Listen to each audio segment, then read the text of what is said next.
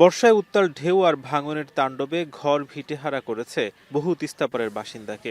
আর শীত আসতেই খাখা মরুভূমি আর পানির অভাব কৃষিতে ফলন যেমন কমিয়েছে, তেমনি আর্থিক ক্ষতির ঘটনাও কম নয়। বহু বছর ধরেই এমন রূপ দেখেছে তিস্তাপাড়ের মানুষেরা। এমন প্রেক্ষাপটে তিস্তার পানির ন্যায্য হিস্যা অথবা বাঁধ নির্মাণ করে পানি সংরক্ষণ জরুরি হয়ে পড়ে দেশের জন্য। ২০১৬ সালের পর টানা ৩ বছর তিস্তা মহাপরিকল্পনা নিয়ে সমীক্ষা চালায় চীনের প্রতিষ্ঠান পাওয়ার চায়না কনস্ট্রাকশন।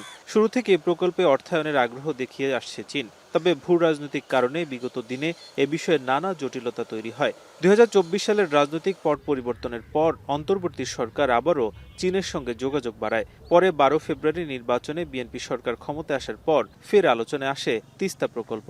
এরই মধ্যে সরকারের উচ্চ পর্যায়ের নেতৃবৃন্দ চীন সফর করেন। তিস্তা প্রকল্পে আসে অগ্রগতি। চীনের এক্সিম ব্যাংক এতে অর্থায়ন করবে বলে জানায় বাংলাদেশ সরকারকে।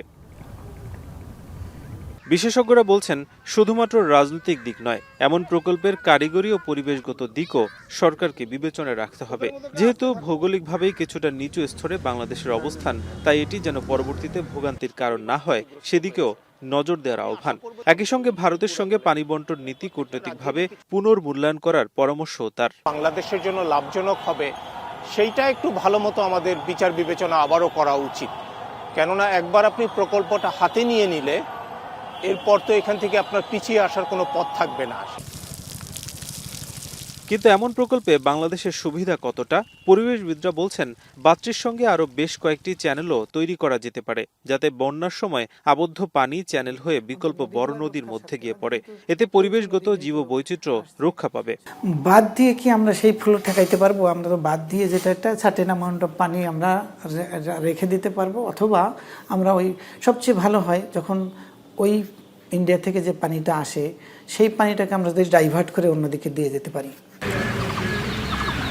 পশ্চিমবঙ্গে নবগঠিত বিজেপি সরকার আসার পর বাংলাদেশ সীমান্ত অংশে যে কাঁটাতার দেয়ার বিষয়টি নতুন করে আলোচনায় এসেছে, এটিকে দুদেশের সঙ্গে আলোচনার ভিত্তিতেই হওয়া উচিত বলে মনে করেন এই আন্তর্জাতিক বিশ্লেষক। বলেন, এটি ভারতের পক্ষ থেকে একতরফা করলে সম্পর্কের বৈরিতা কেবলই বাড়বে। এটা আপনার সুপ্রতিবেশীর কোনো লক্ষণ না।